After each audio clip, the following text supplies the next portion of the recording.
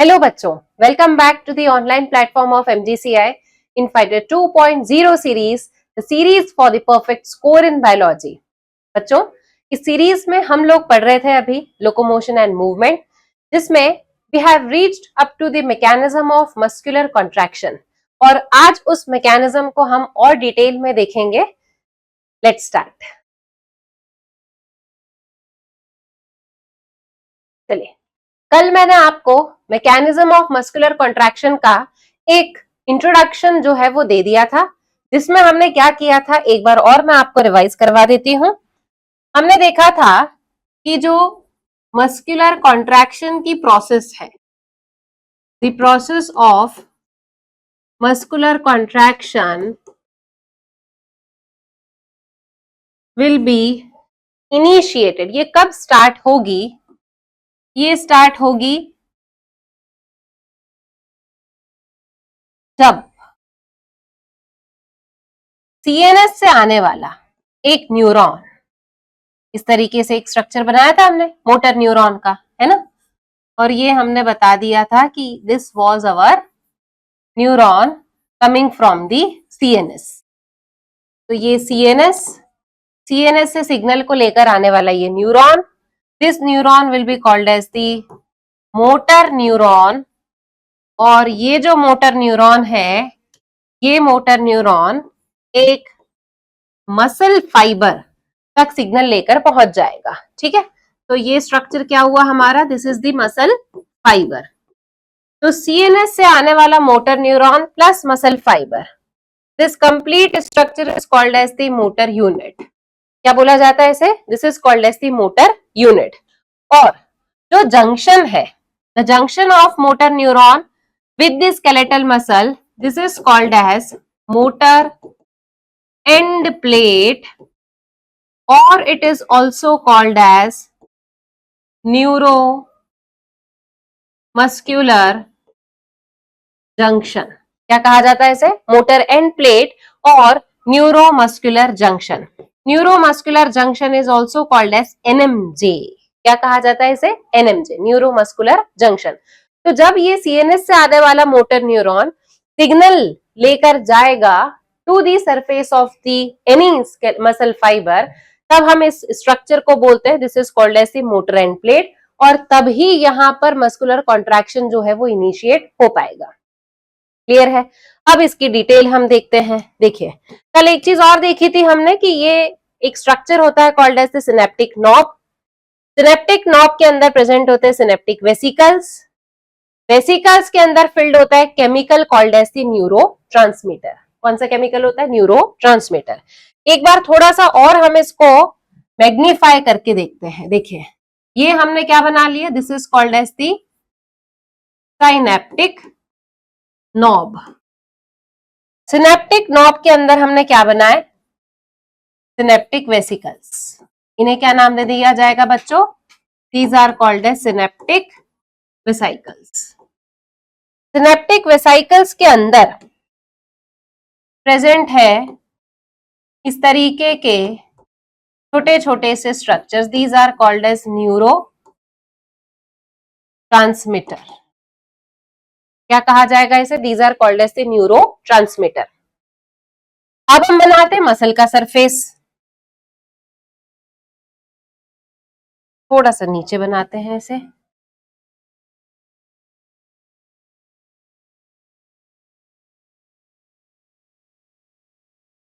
यहां मार्क कर दें इसे. This is neurotransmitter acetyl choline, है ना. और अब अपन बनाते हैं द सरफेस ऑफ मसल. ये बना दिया अपन ने एक मसल फाइबर. इस मसल फाइबर के ऊपर प्रेजेंट होते हैं रिसेप्टर्स. क्या प्रेजेंट होते हैं यहां पर? रिसेप्टर्स. ठीक. और इन रिसेप्टर से आकर क्या जुड़ेगा? न्यूरोट्रांसमीटर. ठीक है. जब हमने मसल सेल का स्ट्रक्चर देखा था, तब मैंने आपको बताया था कि एक मसल सेल के स्ट्रक्चर में the outer most layer is plasma membrane, है ना. और इस प्लाज्मा मेम्ब्रेन के नीचे न्यूक्लियस प्रेजेंट होगा. और सरफेस पर क्या प्रेजेंट है? सरफेस पर प्रेजेंट है यहाँ receptors. These are the receptors. ठीक है, जैसे ही सिग्नल आया, सिग्नल आने के बाद में सिनेप्टिक वेसिकल्स में से न्यूरोट्रांसमीटर बाहर आएगा। न्यूरोट्रांसमीटर जैसे ही बाहर की तरफ में आएगा, these neurotransmitter will get bind with the receptors। ये न्यूरोट्रांसमीटर किसके साथ में बाइंड हो गए? अपने रिसेप्टर्स के साथ में ये बाइंड हो चुके हैं। क्लियर? देखिए प्रोसेस अपन क्या लिखेंगे यहां पर, यहां से हम स्टार्ट करते हैं नई स्लाइड से। Mechanism of muscular contraction. ठीक है, देखो फर्स्ट स्टेप क्या आ रही है इसमें? फर्स्ट स्टेप आएगी motor neuron brings motor signal to the surface of muscle fiber. Motor neuron जो है वो मसल फाइबर के सरफेस तक एक मोटर सिग्नल लेकर आया है। ठीक, अब मोटर सिग्नल जो आया है इसके रिस्पेक्ट में यहां क्या होगा? Neurotransmitter acetyl choline will be released. Neurotransmitter acetyl choline जो है ये हो जाएगा रिलीज। जैसे ही न्यूरोट्रांसमीटर रिलीज होगा, this binds with the receptors present over the plasma membrane of muscle fiber। Muscle fibre की प्लाज्मा मेम्ब्रेन के ऊपर जो रिसेप्टर्स प्रेजेंट होंगे, उन रिसेप्टर्स से ये जो न्यूरोट्रांसमीटर है ये बाइंड हो जाएगा। जब ये न्यूरोट्रांसमीटर रिसेप्टर से बाइंड हो गया, there will be initiation of action potential या जनरेशन। इनिशिएशन नहीं बोलेंगे, क्या बोलेंगे अपन यहां पर? There will be generation of action potential. Action potential जो है वो जनरेट हो गया। जैसे ही एक्शन पोटेंशियल जनरेट होगा, तब हम कहेंगे the surface of muscle fiber is depolarise. और यहां पर क्या हो गया? Muscle has been excited. Muscle जो है वो यहां एक्साइट हो गई है। देखिए एक्शन पोटेंशियल जनरेट हुआ, जैसे ही एक्शन पोटेंशियल अगर जनरेट होगा तो जो मसल का सरफेस अभी पोलराइज्ड था, वो मसल का सरफेस कैसा हो जाएगा? डीपोलराइज्ड हो जाएगा। डीपोलराइज्ड हो गया मतलब मसल जो है वो एक्साइट हो गई है। और सबसे पहली रिक्वायरमेंट क्या थी मस्कुलर कॉन्ट्रैक्शन करवाने के लिए? Excitement of the muscle fiber. तो एक्शन पोटेंशियल जनरेट करवा के जो डीपोलराइजेशन हुआ है, डीपोलराइजेशन से यहाँ पर मसल का सरफेस जो है वो एक्साइट हो चुका है। अब सिर्फ क्या करवाना है हमें? हमें सिर्फ करवाना है यहाँ पर अब मसल का कॉन्ट्रैक्शन। क्लियर है? चलिए देखते हैं अब मसल कैसे कॉन्ट्रैक्ट करेगी। यहाँ पर देखो, जैसे ही यहाँ पर डीपोलराइजेशन हुआ मसल सरफेस का, अब नेक्स्ट स्टेप यहाँ पर क्या आएगी? डीपोलराइजेशन होने के बाद में calcium ion are released into cytoplasm by sarcoplasmic reticulum. Sarcoplasmic reticulum से कैल्शियम आयन जो है वो रिलीज हो गए। कैल्शियम आयन रिलीज होकर कहां आ गए? Into the cytoplasm. जैसे हमने ये अगर स्ट्रक्चर बनाया मसल फाइबर का, है ना, सिलेंड्रिकल स्ट्रक्चर, ये मैंने बता दिया यहाँ पर इस तरीके से प्रेजेंट है हमारा endoplasmic reticulum which is sarcoplasmic reticulum. तो ये रिलीज करेगा कैल्शियम आयन। क्या रिलीज करेगा ये? Calcium ion. कहाँ रिलीज करेगा? साइटोप्लाज्म में रिलीज करेगा। और हमने क्या देखा था कि अगर ये स्केलेटल मसल फाइबर है तो यहाँ स्ट्राइशंस होंगे। इस तरीके से यहाँ पर डार्क बैंड, लाइट बैंड, ये सारी चीजें जो है वो प्रेजेंट होगी। तो ये डार्क बैंड और लाइट बैंड जो है ये भी हमें दिखाई दे रहे हैं। ये भी कहाँ है? साइटोप्लाज्म में पूरे सेल के अंदर फैले हुए हैं। ठीक है, अब हमने क्या देखा था?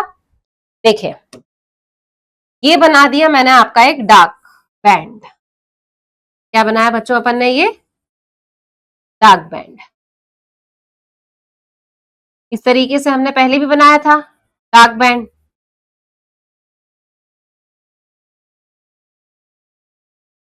और डार्क बैंड के साथ में अपन क्या बना देंगे? यहां पर लाइट बैंड बना देंगे।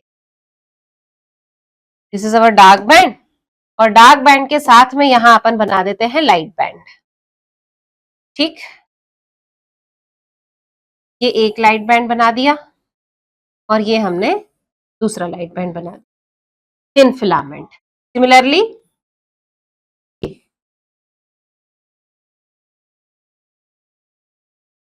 ठीक, ये इस तरीके से हमने यहां पर बना दिया। और क्या देखा था हमने यहां पर? और हमने देखा था कि यहां पर प्रेजेंट थे कुछ एक्टिव साइट। देखो, एक्टिव साइट बना ले अब अपन इसमें, है ना? ये हमने यहां पर बना ली इसकी एक्टिव साइट। एक्टिव साइट कहाँ लोकेटेड होती है?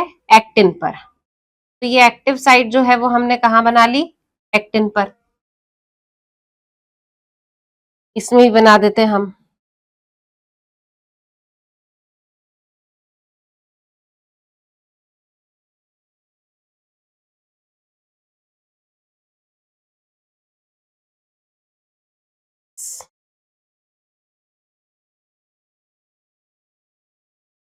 ठीक है, इस तरीके से अपन ने यहाँ पर ये एक्टिव साइट्स जो है वो बना ली है।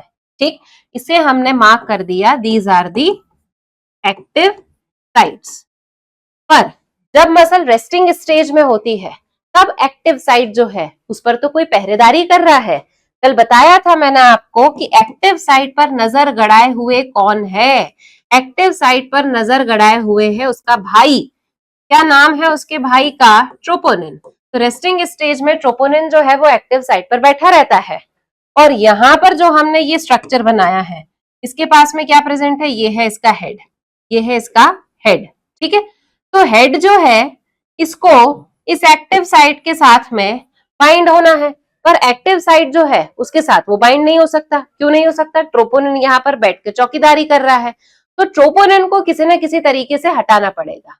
ये तो लड़की का भाई है, लड़की के भाई को हटाने के लिए हमें उसका भी एक अट्रैक्शन क्रिएट करना पड़ेगा, है ना? अब कौन आएगा यहाँ? कैल्शियम। ठीक है, तो अब हमने यहाँ पर कहा कि ट्रोपोनिन को अट्रैक्ट करने के लिए कौन आया यहाँ? कैल्शियम। जैसे ही ट्रोपोनिन ने देखा कि अच्छा कैल्शियम बहुत अच्छा दिखाई दे रहा है, ये तो चलो इसके साथ फ्रेंडशिप की जाए, तो ये जो ट्रोपोनिन है ये ट्रोपोनिन अपनी एक्टिव साइट से रिमूव हो जाएगा। तो इस ट्रोपोनिन को क्या किया अपन ने? इसकी एक्टिव साइट से रिमूव कर दिया। Troponin has been removed. जैसे ही यहाँ कैल्शियम आयन आ गया तो यहाँ पर भी कैल्शियम आयन आ गया, तो ट्रोपोनिन जो है वो क्या हो जाएगा? रिमूव हो जाएगा। जैसे ही ट्रोपोनिन अगर रिमूव होगा तो ट्रोपोनिन के रिमूव होने के साथ ये जो हेड है वो इसके साथ में अटैच हो जाएगा। क्लियर? पर एक्टिव साइट की भी एक कंडीशन है। कैल्शियम के आने पर ट्रोपोनिन ने एक्टिव साइट को तो छोड़ दिया, पर अब आखिरी मोमेंट पर एक्टिन ने अपनी एक कंडीशन रख दी, तभी शादी होगी अगर तुम पैसे लाए हो, है ना? एक्टिन ने बोल दिया पैसा लाया क्या? अगर पैसा लाया तो शादी करूंगी मैं, नहीं लाया तो नहीं करूंगी। तो फिर पैसा मतलब यहां पर क्या है? Energy currency. एनर्जी करेंसी मतलब कौन? एटीपी। तो अब यहां पर एक्टिन ने डिमांड रख दी है कि पहले पैसा फिर उसके बाद में शादी, है ना? लड़की डिमांड कर रही है यहाँ पर, आजकल का जमाना ऐसे ही है ना? तो एक्टिन ने बोला पैसा लाया तो यहाँ शादी होगी, मतलब क्रॉस ब्रिज का फॉर्मेशन होगा। तो क्रॉस ब्रिज के फॉर्मेशन के लिए किस करेंसी की जरूरत होती है हमें? एनर्जी करेंसी की। एनर्जी करेंसी मतलब क्या है? एटीपी। और एटीपी किसके पास में थी? मायोसिन के हेड में थी। तो एटीपी बाइंडिंग साइट कहाँ प्रेजेंट थी? मायोसिन के हेड में। तो उस एटीपी को खर्च कौन करेगा? मायोसिन करेगा। तो अब मायोसिन क्या करेगा? मायोसिन यहाँ पर पहले एटीपी खर्च करेगा, एटीपी का हाइड्रोलिसिस करवाएगा।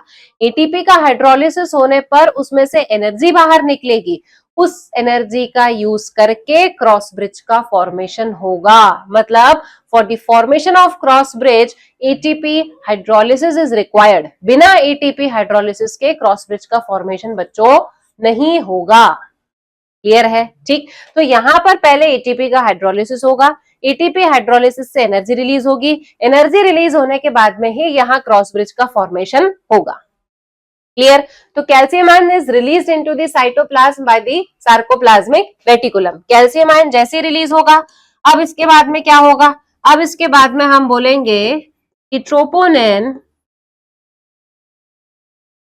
Binds with calcium ion. Troponin किसके साथ में बाइंड हो जाएगा? कैल्शियम आयन के साथ में बाइंड हो गया। जैसे ही कैल्शियम आयन के साथ में बाइंड हो गया तो एक्टिव साइट जो है, एक्टिव साइट इज अनमास्क्ड। अब एक्टिव साइट जो है वो अनमास्क हो गई, पहले मास्क्ड थी बाय द ट्रोपोनिन, अब अनमास्किंग हो गई है। जैसे ही एक्टिव साइट की अनमास्किंग हुई यहां पर, तब यहां पर पहले क्या होगा? मायोसिन का हेड जो है, इस मायोसिन के हेड में जो एटीपी प्रेजेंट थी, इस एटीपी का हो जाएगा यहां पर हाइड्रोलिसिस, और एटीपी का हाइड्रोलिसिस होने के बाद में now the myosin head will bind with the active site। Myosin का हेड अब एक्टिव साइट के साथ में बाइंड करेगा, और बाइंड करने के बाद में फाइनली यहां क्रॉस ब्रिज का फॉर्मेशन होगा। अब यहां क्या होगा? Cross bridge will be formed. ठीक है, तो पहले एनर्जी करेंसी, फिर उसके बाद में मायोसिन का हेड बाइंड होगा एक्टिव साइट से, फिर उसके बाद में क्रॉस ब्रिज का फॉर्मेशन होगा। क्लियर? तो ये थी हमारी एक्टिव साइट और ये था हमारा मायोसिन का हेड। तो यहाँ क्रॉस ब्रिज तो बन गया, पर अब मसल कॉन्ट्रैक्शन थोड़ी हुआ है, ये तो सिर्फ क्रॉस ब्रिज बना है। कॉन्ट्रैक्शन मतलब now this head will take the power stroke, और वो खींचेगा, किसको खींचेगा? एक्टिन को अपनी तरफ खींचेगा, जिसकी वजह से क्या होगा? Actin will slide over myosin, और जब एक्टिन स्लाइड होगा मायोसिन पर, तब क्या होगा? Muscle will be contracted. देखिए जरा यहां पर जो ये हेड इसके साथ में बाइंड हो गया, अब हेड के बाइंड होने के बाद में यहां क्या होगा कि ये जो हेड है ये पावर स्ट्रोक लेगा, इस मायोसिन को यहां अंदर की तरफ में खींचेगा, सॉरी एक्टिन को अंदर की तरफ में खींचेगा, फिर ये इस एक्टिन को अंदर की तरफ में खींचेगा। तो जब दोनों तरफ के एक्टिन अंदर आएंगे तब क्या होगा? Muscle will get contracted. Clear है? तो अब यहां पर क्या होगा? क्रॉस ब्रिज का फॉर्मेशन तो हो चुका है। क्रॉस ब्रिज के फॉर्मेशन के बाद में अब जो हेड है, ठीक है, क्या है यहाँ पर? हेड। तो हेड जो है ये क्या करेगा? अब यहाँ पर रोटेट करेगा। क्या करेगा? Head rotate. कैसे रोटेट करेगा? पावर स्ट्रोक लेगा, और पावर स्ट्रोक लेने के बाद में इसने क्या किया? रोटेट किया। इसके रोटेशन की वजह से क्या होगा? Actin will slide over myosin. Actin जो है वो किसके ऊपर स्लाइड कर लेगा? मायोसिन के ऊपर। एक्टिन ने मायोसिन के ऊपर स्लाइड किया, मतलब थिन फिलामेंट जो है, इस थिन फिलामेंट ने स्लाइड कर लिया किसके ऊपर? थिक फिलामेंट के ऊपर। जब ये थिन फिलामेंट ने थिक फिलामेंट पर स्लाइड कर लिया, तो हमने बोल दिया सार्कोमियर की लेंथ जो है, ये सार्कोमियर की लेंथ शॉर्ट हो गई। ठीक है, the distance between the two Z lines is called as the sarcomere, और सार्कोमियर की लेंथ का शॉर्टनिंग हो गया। जब ये लेंथ शॉर्टन हो गई, मतलब यहां मसल कॉन्ट्रैक्शन जो है वो हो चुका है, तो muscle has been contracted with the shortening of the length of sarcomere. Clear? और कौन कौन से चेंजेस आते हैं वो हम देख लेते हैं। ठीक है, changes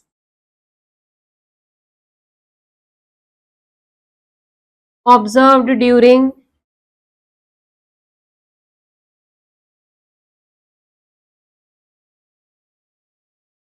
muscular contraction. Muscular contraction के समय पर क्या क्या चेंजेस जो है वो ऑब्जर्व किए जाते हैं? एक तो हमने यहां देख लिया, सार्कोमियर की लेंथ जो है वो शॉर्ट हो गई, तो सार्कोमियर लेंथ शॉर्ट हो गई यहाँ पर। ठीक है, आई बैंड की लेंथ, उस दिन आपको मैंने बताया था, आई बैंड की जो लेंथ है वो भी कैसी हो जाएगी, शॉर्ट। और आई बैंड हमने किसको कहा था, ये देखिए यहां पर। अब ये जो है ये यहां पर स्लाइड करके ऊपर आ जाएगा, क्लियर है। तो मतलब यहां पर जो ओवरलैपिंग पार्ट है, ये ओवरलैप करने वाला पार्ट जो है वो अंदर की तरफ में बढ़ता जा रहा है। अंदर की तरफ में अगर ओवरलैपिंग वाला पार्ट बढ़ता जाएगा तो मतलब ये जो पार्ट था दिस, ये आई बैंड, ये तो कम होता जाएगा, है ना। तो हमने आई बैंड किसको नाम दिया था, जो नॉन ओवरलैपिंग पार्ट था। तो नॉन ओवरलैपिंग पार्ट जो है वो तो कम ही होता जा रहा है। तो इसकी वजह से अपन ने क्या यहाँ पर एनालिसिस किया कि the length of I band get shorten. बच्चों देखो, अगर इस पूरे लेंथ की बात करोगे आप, ये फिलामेंट की लेंथ में कोई चेंज नहीं आ रहा है। आई बैंड एनसीईआरटी किसको कह रही है, सिर्फ इतने पोर्शन, सिर्फ ये। तो अगर ये नॉन ओवरलैपिंग पार्ट है, नॉन ओवरलैपिंग पार्ट अगर ओवरलैप कर लेगा ए बैंड पर पूरा, तो इसकी लेंथ तो कम हो रही है ना। तो इसीलिए अपन बोलते हैं आई बैंड जो है वो शॉर्ट हो रहा है, क्योंकि नॉन ओवरलैपिंग जोन जो है वो धीरे धीरे से आई बैंड का खत्म होता जा रहा है, क्लियर है। तो इसीलिए हमने बोला आई बैंड गेट शॉर्टन्स। पर आप पूरे फिलामेंट की अगर लेंथ देखोगे तो ये तो सिर्फ स्लाइड कर रहा है, तो अगर स्लाइड कर रहा है तो थोड़ी ना उसकी लंबाई में कोई फर्क आएगा, क्लियर है। तो यहां पर आई बैंड का मतलब क्या है, आई बैंड का मतलब यहां पर है non overlapping part of thin filament. Thin filament का जो नॉन ओवरलैपिंग पार्ट है, इसकी लंबाई कम होती जा रही है, ठीक है। फिर अब ए बैंड में क्या चेंज आ रहा है, ए बैंड की जो लेंथ है this remains same, the length of A band remains same, उसमें कोई चेंज नहीं आ रहा है। एच जोन में क्या हो रहा है, एच जोन जो है वो धीरे धीरे से डिक्रीज हुआ, क्योंकि दोनों तरफ के आई बैंड जो है वो आते जा रहे थे, तो एच जोन तो डिक्रीज हो जाएगा। डिक्रीज होने के बाद में जब पूरी मसल कॉन्ट्रैक्ट होगी तब ये एच जोन जो है दिस विल गेट डिसअपियर्ड, इस एच जोन का क्या होगा, ये डिसअपियर हो जाएगा, क्लियर है। तो सार्कोमियर की लेंथ छोटी हो गई, आई बैंड की लेंथ जो है वो रिड्यूस हो जाएगी, आई बैंड यानी कि non overlapping part, A band की लेंथ में कोई चेंज नहीं आएगा, और एच जोन जो है वो धीरे धीरे से कम होगा, और कम होने के बाद में वो पूरी तरीके से खत्म हो जाएगा, यानी कि डिसअपियर हो जाएगा। Then finally our muscle will get contracted, clear है बच्चों, ठीक है। तो अब क्रॉस ब्रिज बन गया, क्रॉस ब्रिज बनने के बाद में हेड ने पावर स्ट्रोक ले लिया, रोटेट कर लिया, स्लाइडिंग हो गई यहाँ पर फिलामेंट की एक दूसरे के ऊपर, मतलब मसल का कॉन्ट्रैक्शन तो हो गया है। अब मसल कॉन्ट्रैक्ट हुई मतलब ऐसे, क्या मसल ऐसी कॉन्ट्रैक्टेड ही रह जाएगी, नहीं, रिलैक्स तो होना पड़ेगा। तो रिलैक्स होने के लिए इस क्रॉस ब्रिज को तोड़ना पड़ेगा, है ना, ये टूटेगा। तो अब अपन देखते हैं ब्रेकिंग कैसे होगी क्रॉस ब्रिज की, कैसे तोड़ेंगे उसको। चलिए देखो,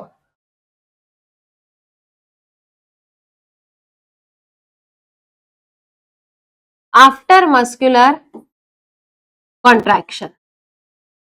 कॉन्ट्रैक्शन हो गया, स्लाइडिंग हो गई, क्रॉस ब्रिज को अपने को तोड़ना है। For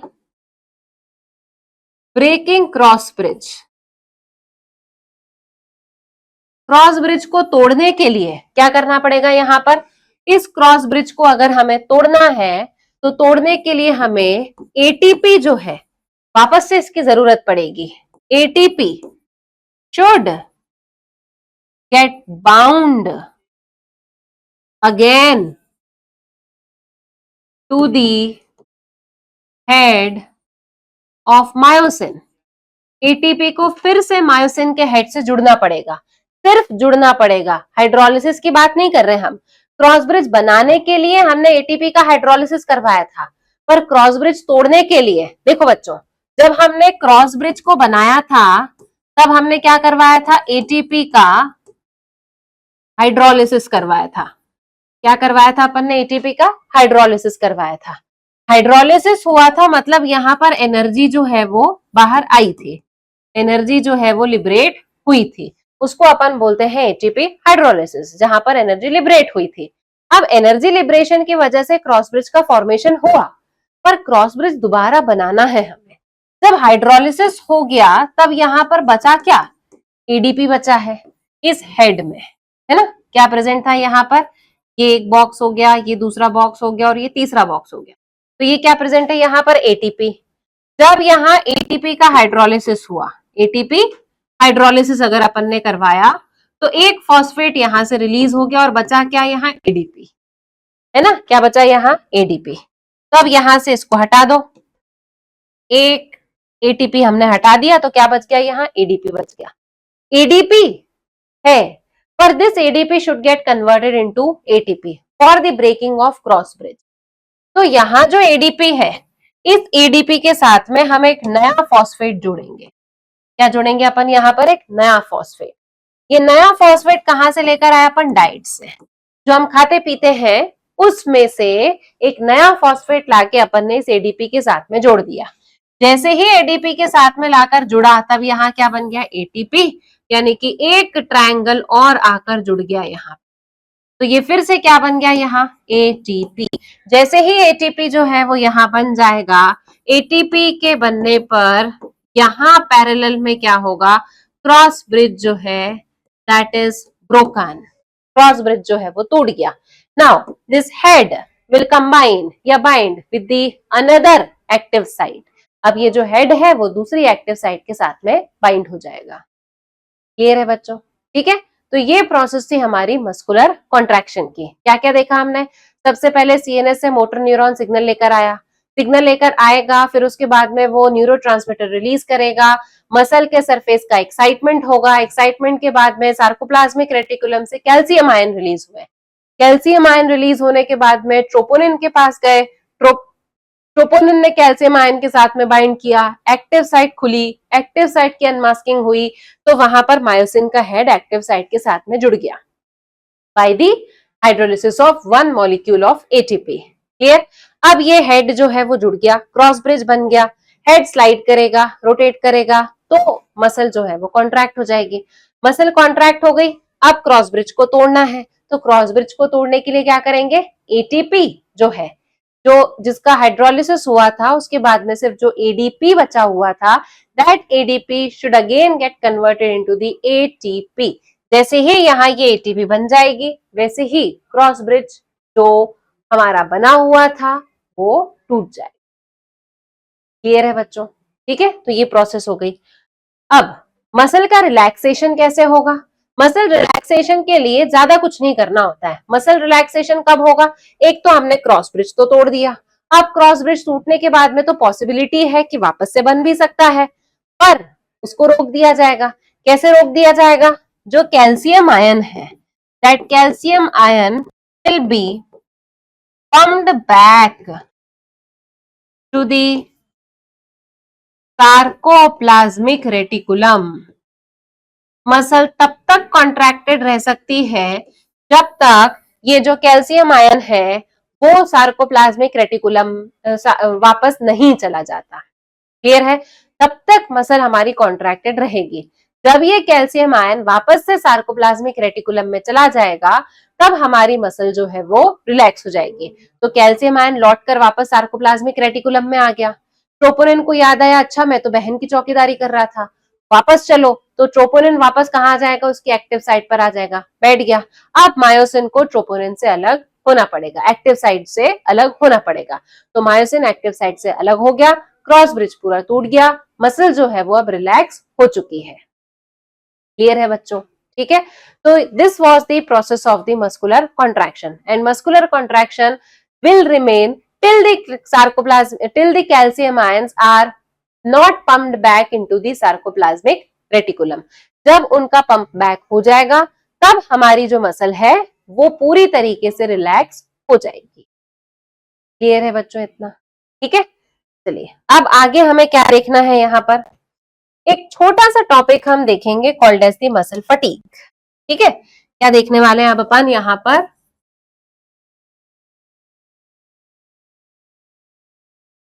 muscle fatigue. फटीगनेस मतलब क्या होता है, थकान। क्या होता है फटीगनेस मतलब, थकान। When the muscle is continuously contracted, जब मसल कंटिन्यूअसली कॉन्ट्रैक्ट हो रही है, ठीक है, काम ज्यादा हो रहा है तो मसल में कंटिन्यूअसली कॉन्ट्रैक्शन हो रहा है। मसल अगर कंटिन्यूअस कॉन्ट्रैक्ट हो रही है तो यहाँ क्या होगा, ऑक्सीजन सप्लाई जो है वो कम पड़ जाती है, रिड्यूस हो जाती है ऑक्सीजन सप्लाई, ठीक है। अगर हम लगातार फिजिकल एक्सरसाइज कर रहे हैं तो मसल का कॉन्ट्रैक्शन तो लगातार हो रहा है, फिजिकल एक्सरसाइज कर रहे हैं, ऑक्सीजन भी हमारी तेजी से जा रही है, पर मसल्स तक थोड़ी कम ऑक्सीजन पहुंच रही है, क्योंकि सेल्स भी तो ऑक्सीजन को यूज कर रहे हैं एनर्जी बनाने के लिए, है ना। तो मसल्स को थोड़ी सी कम ऑक्सीजन मिलती है, ऑक्सीजन सप्लाई जो है वो मसल्स में रिड्यूस हो जाती है। जब मसल्स में ऑक्सीजन सप्लाई रिड्यूस हो जाती है तब मसल्स में जो बैठा हुआ ग्लाइकोजन होता है, ये ग्लाइकोजन जो है वो टूटता है किसमें, ग्लूकोज में, और ग्लूकोज एनएरोबिकली यहां क्या बनाएगा, लैक्टिक एसिड। ग्लूकोज क्या बनाना लगेगा, यहां पर लैक्टिक एसिड जो है ये बनाने लग जाएगा, और जब ये लैक्टिक एसिड बनता है एनारोबिकली तो this lactic acid will get accumulated in muscles. ये जो लैक्टिक एसिड है वो मसल्स में क्या होने लग जाएगा, इकट्ठा होने लग जाएगा, एक्यूमुलेट होने लग जाएगा। This accumulation of lactic acid in muscles leads to the muscle fatigue. क्या बोला जाता है इसे, मसल फैटीग। मसल में लगातार कॉन्ट्रैक्शन होते रहने के कारण ऑक्सीजन की कमी होने लग जाती है, और ऑक्सीजन अगर कम हो जाती है तो एनारोबिक रेस्पिरेशन स्टार्ट हो जाएगा। तो जब ग्लूकोज एनारोबिकली रेस्पायर करने लगता है, एनारोबिकली टूटने लगता है, तब फॉर्मेशन होता है लैक्टिक एसिड का, कहीं और जा नहीं सकता लैक्टिक एसिड, तो लैक्टिक एसिड धीरे धीरे धीरे धीरे हमारी मसल्स में एक्यूमुलेट होने लगता है। अगर मैं आप लोगों को क्लास में कह दूं कि पनिशमेंट दे दूं मैं आपको कि अगर आज आप लर्न करके नहीं आए हो तो आप हाथ ऊंचे करके खड़े हो जाओ, आप थोड़ी देर तो बिल्कुल स्ट्रेट खड़े रखोगे, फिर ऐसे हो जाओगे, फिर ऐसे हो जाएंगे, तो मतलब हम लंबे समय तक हमारी मसल्स को कॉन्ट्रैक्टेड नहीं रख सकते हैं। तो जब नहीं रख सकते तो क्यों नहीं रख सकते, क्योंकि जब ये मसल्स ऐसी रहेंगी, कॉन्ट्रैक्टेड रहेंगी, तो लैक्टिक एसिड धीरे धीरे से मसल्स में डिपॉजिट होने लग जाएगा, तो हमारी मसल्स थक जाएंगी। जब मसल्स हमारी थक जाएंगी, that will be called as the muscle fatigue. क्या कहा जाएगा उसे, मसल फैटीग कहा जाएगा। This is due to the deposition of lactic acid in muscles. चलिए, अब ये तो कंप्लीट हो गया हमारा। अब नेक्स्ट हमें देखना है to types of skeletal muscle fibre. देखिए बच्चों, हर एक मसल फाइबर का जो रिएक्शन टाइम होता है वो अलग अलग है ना। तो हम स्टार्ट करते हैं यहां से, on the basis of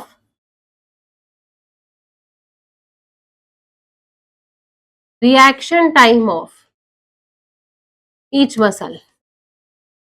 हर एक मसल का जो रिएक्शन टाइम होता है वो अलग अलग होता है, कोई मसल ज्यादा समय के लिए कॉन्ट्रैक्ट करती है, कोई मसल कम समय के लिए कॉन्ट्रैक्ट करती है। तो हमने बोला there are two types of skeletal muscle fiber,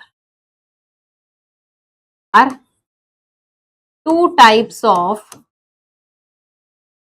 skeletal muscle fiber. Skeletal muscle fiber इस आधार पर कितने प्रकार के हुए, दो प्रकार के। कौन से दो प्रकार के होते हैं, रेड मसल फाइबर्स, और दूसरे होंगे व्हाइट मसल फाइबर्स, है ना। एक कौन से हो गए, रेड मसल फाइबर, और दूसरे वाले कौन से हो जाएंगे, व्हाइट मसल फाइबर्स। ठीक, चलिए let's start with the red muscle fibres and white muscle fibres. नाम से हमें पता चल रहा है रेड मसल फाइबर कैसे दिखाई देंगे, रेड कलर के। व्हाइट मसल फाइबर कैसे दिखाई देंगे, ये हमें दिखेंगे व्हाइट कलर के। क्लियर। अब रेड क्यों है और व्हाइट क्यों है, रेड मसल फाइबर जो है दे कंटेन्स अबंडेंट मायोग्लोबिन, इनमें मायोग्लोबिन जो है वो ज्यादा पाया जाता है। व्हाइट मसल फाइबर में कंपैरेटिवली लेस मायोग्लोबिन होता है। क्या होता है यहाँ पर, मायोग्लोबिन जो है वो कम होता है। मायोग्लोबिन क्या है, मायोग्लोबिन मसल्स में present, myoglobin is present in muscles. दोनों के लिए कॉमन बता रही हूं ये पॉइंट में, है ना, प्रेजेंट होता है मसल्स में and it is an oxygen storing protein. ये ऑक्सीजन को स्टोर करके रखता है। क्या करके रखता है, ये स्टोर करके रखता है ऑक्सीजन को। Has more affinity for oxygen than haemoglobin. मतलब हीमोग्लोबिन जो है उससे भी ज्यादा एफिनिटी है इसकी ऑक्सीजन के साथ में। अगर आपने एक जगह पर हीमोग्लोबिन रखा है और उसी के साथ में आपने मायोग्लोबिन रख दिया है, साथ में रख दिया है यहाँ पर क्या, ऑक्सीजन, तो मायोग्लोबिन ऑक्सीजन से ज्यादा तेजी से जुड़ेगा as compare to that of the haemoglobin. Therefore we say myoglobin has greater affinity for oxygen than the hemoglobin। Clear है बच्चों इतना, ठीक है। चलिए, तो ये हमने देख लिया यहाँ पर किसके पास में मायोग्लोबिन ज्यादा है, उसके पास में कम है, तो ये रेड हो गया और वो व्हाइट हो गया। जहां मायोग्लोबिन ज्यादा वहां ऑब्वियसली ऑक्सीजन ज्यादा होगी, है ना। यहाँ ऑक्सीजन ज्यादा है, यहाँ माइटोकॉन्ड्रिया भी ज्यादा है, ऑक्सीजन ज्यादा माइटोकॉन्ड्रिया ज्यादा, तो यहाँ रेस्पायरेशन कौन सा होगा, एरोबिक रेस्पायरेशन होगा। कौन सा रेस्पायरेशन होगा, एरोबिक रेस्पायरेशन। एरोबिक रेस्पायरेशन में ज्यादा एनर्जी प्रोड्यूस होती है, तो मोर एनर्जी इज प्रोड्यूस्ड, ज्यादा एनर्जी जो है वो यहाँ प्रोड्यूस हो जाएगी। ये चारों पॉइंट्स एक दूसरे से रिलेटेड हैं। ज्यादा मायोग्लोबिन मतलब ज्यादा ऑक्सीजन का स्टोरेज, ज्यादा ऑक्सीजन का स्टोरेज है मतलब एरोबिक रेस्पिरेशन ज्यादा होगा, एरोबिक रेस्पिरेशन ज्यादा के लिए माइटोकॉन्ड्रिया ज्यादा चाहिए, और अगर माइटोकॉन्ड्रिया ज्यादा है, एरोबिक रेस्पिरेशन ज्यादा होगा, तो मतलब ज्यादा एनर्जी का लिबरेशन होगा, है ना। अब इसका ऑपोजिट यहां कर दो, मायोग्लोबिन कम मतलब लेस ऑक्सीजन, लेस ऑक्सीजन मतलब यहां रेस्पायरेशन कौन सा होगा, एन एरोबिक रेस्पायरेशन होगा। एन एरोबिक रेस्पायरेशन अगर करना है तो माइटोकॉन्ड्रिया की आवश्यकता कम होगी, तो यहाँ माइटोकॉन्ड्रिया जो है वो लेस हो जाएगा, ठीक है। फिर यहां पर एनर्जी का प्रोडक्शन भी क्या होगा, लेस, क्योंकि एनारोबिक रेस्पिरेशन में एनर्जी प्रोडक्शन भी कम होता है, तो there will be less energy production. Clear. तो ये हो गया हमारे इसमें यहाँ बेसिक डिफरेंसेस। अब देखिए बच्चों, एक और डिफरेंस है very important. Red muscle fibre में जो सार्कोप्लाज्मिक रेटिकुलम होते हैं, ये सार्कोप्लाज्मिक रेटिकुलम होते हैं less. Red muscle fibre has less sarcoplasmic reticulum, while more sarcoplasmic reticulum, more sarcoplasmic reticulum are present in white muscle fiber। जहां sarcoplasmic reticulum कम है तो यहां पर लेस कैल्शियम आयन आ जाएंगे, जहां सार्कोप्लाज्मिक रेटिकुलम ज्यादा है तो यहां पर मोर कैल्शियम आयन आ जाएंगे। लिंक से याद करो, बिल्कुल रैंडम पॉइंट नहीं, जितनी अच्छी लिंक बनाओगे उतनी आपकी मेमोरी जो है वो शार्प होती जाएगी इसके केस में। तो लिंक बनाते जाओ, याद अपने आप हो जाएगा, ठीक है। क्योंकि बेटा देखो, ट्रिक से अगर आप याद करोगे तो ट्रिक को याद करने के लिए भी आपको याद तो करना पड़ेगा, तो इसलिए लिंक बनाओ, याद हो जाएगा अपने आप, ठीक है। तो यहाँ सार्कोप्लाज्मिक रेटिकुलम कम तो कैल्शियम आयन कम है, सार्कोप्लाज्मिक रेटिकुलम ज्यादा है तो कैल्शियम आयन जो है वो यहाँ पर ज्यादा हो गए हैं। यहाँ कम कैल्शियम आयन है तो यहाँ पर जो मस्कुलर कॉन्ट्रैक्शन है वो कैसा होगा, muscular contraction will be slow and for longer period of time, धीरे धीरे होगा और लंबे समय के लिए होगा मस्कुलर कॉन्ट्रैक्शन, ठीक है। यहां पर क्या होगा, muscular contraction will be fast, क्योंकि कैल्शियम आयन ज्यादा है, तेजी से बहुत सारे कैल्शियम आयन निकल जाएंगे, तेजी से बहुत सारी एक्टिव साइट खाली हो गई, तेजी से मायोसिन का हेड जो है वो एक्टिन के साथ में जुड़ जाएगा। तो मस्कुलर कॉन्ट्रैक्शन कैसा होगा? Fast. And for shorter period of time, and for shorter period of time, कम समय के लिए होगा। ठीक है, यहां पर अगर हम कह रहे हैं कि मस्कुलर कॉन्ट्रैक्शन जो है धीमे हो रहा है, लंबे समय के लिए हो रहा है, तो मसल में थकान नहीं आएगी, muscle do not gate fatigue easily, आसानी से यहां पर मसल नहीं थकेगी, थोड़ा समय लगेगा मसल को थकने में। यहां पर मसल फटीग फास्ट, यहां पर मसल जो है वो स्लो फटीग होगी, धीमे धीमे फटीगनेस आएगी, और यहां पर मसल जो है वो तेजी से थक जाएगी, क्योंकि यहाँ कॉन्ट्रैक्शन तेजी से हो रहा है तो मसल तेजी से थकेगी, यहाँ कॉन्ट्रैक्शन धीमे हो रहा है तो मसल धीमे धीमे थकेगी। क्लियर है? देखो बच्चों, इसका एग्जाम्पल मैं आपको बताती हूँ, जैसे आपके बैक की मसल्स है, आप बैठे हो, 2 घंटे भी बैठे रह सकते हो, 4 घंटे भी बैठे रह सकते हो, 8 घंटे भी बैठे रह सकते हो, जरूरत पड़ने पर हम 12-12 घंटे भी बैठ जाते हैं, है ना? तो मतलब ये वाली जो मसल्स है हमारी बैक की, ये कैसी मसल्स है? रेड मसल फाइबर्स है, क्योंकि ये धीमे धीमे कॉन्ट्रैक्ट होती है और बहुत ज्यादा नहीं थकती है। अब आप दौड़ रहे हो, 100 मीटर रेस में दौड़ रहे हो, तब आप अपने पैरों की मसल्स का यूज कर रहे हो, तो 100 मीटर रेस में अगर आप दौड़ोगे तो धीरे धीरे तो नहीं दौड़ोगे, तेजी से दौड़ोगे तो आपकी मसल्स जल्दी से थक जाएंगी। तो जो हमारे पैरों की मसल्स हुई वो कौन सी हो गई? White muscle fibres. क्लियर है? आपने कभी अगर आईज को ऐसा चारों डायरेक्शन में घुमा के देखो, इस तरीके से दर्द होने लगेगा अंदर, है ना? तो जो हमारी ऑक्यूलर मसल्स होती है वो भी कैसी हैं? Red muscle white muscle fibre से तेजी से थक जाती है हमारी। क्लियर है? Ocular muscle. और जैसे दूसरे एनिमल्स में अगर अपन देखें, आपने पक्षियों को अगर देखा होगा तो कुछ पक्षी ऐसे होते हैं जैसे ईगल, वो फ्लाई करता है high up in the sky और फिर उसके बाद में बस ऐसे करके ग्लाइड करता है वो स्काई में।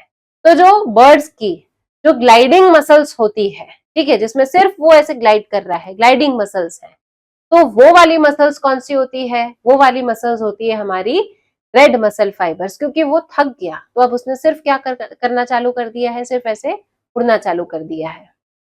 ठीक। फ्रॉग में जो थाई मसल्स होती हैं, फ्रॉग को अगर आपने देखा हो जंप करता है, रुक गया, बैठ गया, फिर आप कितना भी उसे भगाने की कोशिश करोगे वो जंप नहीं करेगा, फिर वो जंप करेगा फिर बैठ जाएगा। मतलब फ्रॉग की जो थाई मसल्स है जल्दी थक जाती है, तो वो मसल्स जो है जो जल्दी थक जाती हैं वो वाली कौन सी हो जाएंगी? White muscle fibres. ठीक है, व्हाइट मसल फाइबर्स। और जो जल्दी नहीं थकती हैं वो वाली मसल्स कौन सी होंगी? रेड मसल फाइबर्स होंगी। क्लियर है बच्चों इतना? ठीक है, तो हमने इसके साथ में मसल्स वाला जो पार्ट है वो पूरा कंप्लीट कर लिया है। अब कल से हम स्टार्ट करेंगे इसमें skeletal system. Till then good luck.